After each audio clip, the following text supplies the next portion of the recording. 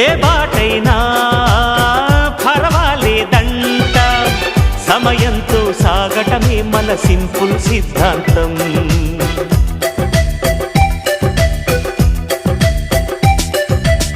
చిరుగాలికి పరిమళమిచ్చే సిరిమల్లెల వనమై ఉందాం, గగనాన్ని నేలను కలిపే హరివిల్లుల వంతెన అవుదాం.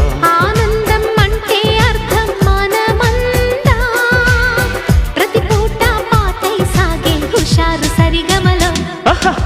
ఎన్నో ఎన్నో రాగాలుండే సంగీతం కాదా, చల్లకి నవ్వుల కేరింత.